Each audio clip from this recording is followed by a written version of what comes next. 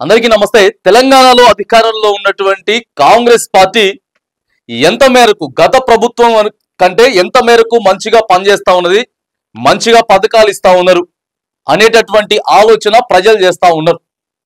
కేసీఆర్ ఏమేం పథకాలు ఇచ్చిండు, సో ఎంత అప్పు చేసిండు, కొత్త ప్రాజెక్టులు ఏం కట్టిండు, తెలంగాణను ఎట్లా ముందుకు తీసుకుపోయిండు అనేటటువంటి ఆలోచన తెలంగాణలో ఉన్నటువంటి ప్రతి ఒక్కరు కూడా చేస్తారు। ఎందుకంటే చాలా జ్ఞానం కలిగినటువంటి గడ్డ, ఉద్యమ గడ్డ మన తెలంగాణ గడ్డ। అలాంటిది సో కాంగ్రెస్ వస్తే బాగుంటది, మనం అధికారంలోకి తెచ్చుకుందాం అని చెప్పి కాంగ్రెస్ పార్టీని అధికారంలోకి తీసుకొచ్చారు। ఎందుకంటే సో ఎంతమంది చనిపోయినరు, తర్వాత ఉద్యమం ఎట్లా నడిచింది, వీటన్నిటికంటే సో కాంగ్రెస్ ప్రభుత్వం మనకి కొంత ఇచ్చినది, తెలంగాణ రావడానికి కొంచెం ప్రయత్నం చేసినారు। అంతకంటే ముందు కాంగ్రెస్ ప్రభుత్వం కూడా మంచిగా పరిపాలించినటువంటి ఎన్నో ఉన్నాయి దాఖలాలు, ఎన్నో ఏండ్లు పరిపాలించిండ్రు। సో కొంచెం నయమే చూద్దాం, కాంగ్రెస్ పార్టీకి మనం గెలిపించుకుందాం అనేటి ఈసారి మాత్రానికి ప్రజలంతా కూడా ఓటు వేసారు। సో అదంతా కూడా వాస్తవం, కానీ ఆశించినటువంటి స్థాయిలో, చెప్పినటువంటి స్థాయిలో, చూపించినటువంటి స్థాయిలో ఇలా కాంగ్రెస్ ప్రభుత్వం పనిచేయలేకపోతా ఉన్నది। మరి ఎందుకు? ఇది ఎవరి మిస్టేక్? కాంగ్రెస్ పార్టీ మిస్టేకా, లేకపోతే ఇక్కడ రాష్ట్రంలో ఉన్నటువంటి నాయకుల తప్పిదం జరుగుతూ ఉందా అనేది కూడా ఒకసారి ఆలోచన చేస్తూ ఉన్నారు।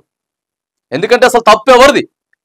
ఇక్కడ పరిపాలించేటటువంటి మంత్రులది, ముఖ్యమంత్రులది పొరపాట, లేకపోతే అసలు కాంగ్రెస్ పార్టీ ఆలోచనే ఇట్లే ఉన్నదా అనేది ఫర్ ద ఎగ్జాంపుల్ ఒకటి తీసుకుంటే, తెలంగాణలో బీసీ ప్రజలు ఎక్కువ శాతం ఉంటారు, దాదాపుగా వాళ్ళు 52% ఉన్నారు।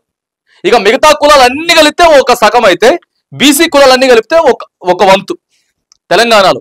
సో ఇప్పుడు బీసీ నినాదమే నడుస్తా ఉన్నది, నువ్వు ఎక్కడ ఏ మూలకు పోయినా తెలంగాణలో ప్రస్తుతం రాజకీయం అంతా కూడా, ఎందుకంటే బీసీ కులగణన చేసిరు। ఇక్కడ దేశంలో ఉన్న అధికారంలో ఉన్నటువంటి బీజేపీ పార్టీ కూడా ఇప్పుడు కులగణన చేయాలని చెప్పేసి వాళ్ళు కూడా ప్రతిపాదనలో పెడతా ఉన్నారంటే ఈ బీసీ వాదం ఎంత బలమైందో మనం నేర్చుకోవచ్చు, తెలుసుకోవచ్చు। కానీ ఇక్కడ బీసీ ప్రజలంతా కూడా చెప్తున్నటువంటి మాట ఏంటి అని అంటే, రాహుల్ గాంధీ గారు పర్ఫెక్ట్గా ఉన్నారు అక్కడ, రాహుల్ గాంధీ గారు ఆయన నిర్ణయమే బీసీలకి న్యాయం చేయాలి, వాళ్ళ ప్రతిపాదికన వాళ్ళకి ఉద్యోగాలు రావాలి, వాళ్ళకి పదవులు రావాలి, వాళ్ళు ఎక్కువ శాతం సర్పంచులు, జెడ్పీటీసీలు, ఎంపీటీసీలు, ఎమ్మెల్యేలు, ఎంపీలు, ఇట్లా అనేకమైనటువంటి సందర్భాలలో బీసీ వాళ్ళు కీలకంగా పనిచేయాలని చెప్పి అక్కడ ఆయన రాజ్యాంగం పట్టుకొని తిరుగుతూ ఉంటే, ఇక్కడ రేవంత్ రెడ్డి గారు మాత్రం దాన్ని ఇంచు కూడా ఇంప్లిమెంటేషన్ చేయట్లేదు। ఫర్ ఎగ్జాంపుల్, కీలకమైనటువంటి పదవులు రాష్ట్ర ప్రభుత్వంలో 50కి పైగా, 50 కూడా చాలా కీలకమైనటువంటి పదవులు ఇవాళ రెడ్డి సామాజిక వర్గానికే ఉండడం వెనుక మరి ఏం జరుగుతా ఉంది? ఏదో తూతు మంత్రంగా రాహుల్ గాంధీ గారు, సోనియా గాంధీ గారు చెప్పారు కాబట్టి మేము ఇక్కడ చేస్తున్నాం, లేకపోతే చేసేటోళ్ళు చేయకపోయేటోళ్ళు। వీటితో పాటు ఇక కులగణన ఇట్లా ఉంటే మరి హెచ్సియు అంశం ఏం జరిగింది? హైదరాబాద్ సెంట్రల్ యూనివర్సిటీ భూముల విషయం ఎవరు తీసుకున్నటువంటి నిర్ణయం? కాంగ్రెస్ పార్టీ తీసుకుందా, లేకపోతే ఇక్కడ రాష్ట్ర పెద్దలు తీసుకుందా? హైడ్రా నిర్ణయం ఎవరు తీసుకున్నారు?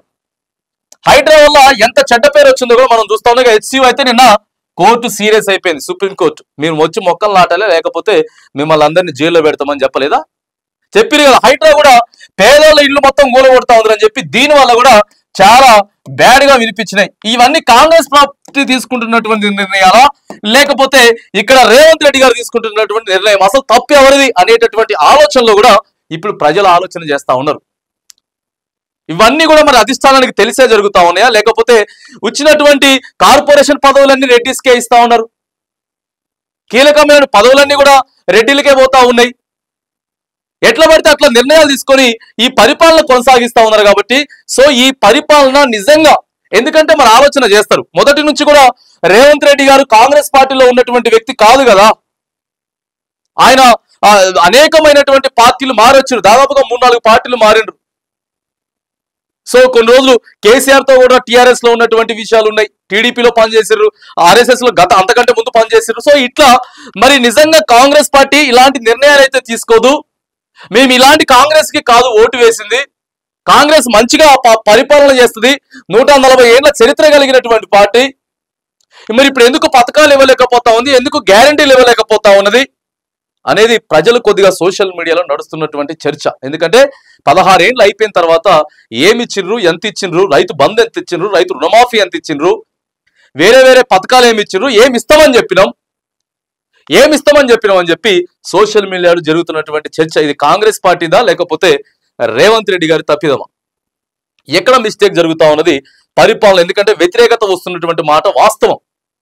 అది ఎవరు అంగీకరించినా, కాంగ్రెస్ పార్టీ నాయకులు కార్యకర్తలు అంగీకరించినా అంగీకరించకపోయినా రాష్ట్రంలో మాత్రానికి కొంత వ్యతిరేకత వస్తుంది అనేది మాత్రానికి వాస్తవం. కాబట్టి ఈ వ్యతిరేకతను దృష్టిలో పెట్టుకొని ప్రజలంతా కూడా ఎవరు మిస్టేక్ జరుగుతా ఉన్నది, కాంగ్రెస్ పార్టీ మిస్టేక్ జరుగుతా ఉందా లేకపోతే ఇక్కడ ముఖ్యమంత్రి గారు నిర్ణయాలు తీసుకుంటా ఉందా, ఇదంతా మరి ఎట్లా జరుగుతా ఉంది అనేటటువంటి ఒక ఆలోచనలో ఒక కన్క్లూజన్ లో మాత్రానికి తెలంగాణ ప్రజలైతే ఉన్నారు అనేది క్లియర్ గా సోషల్ మీడియా ద్వారా కూడా మనకు అర్థమైతా ఉంది.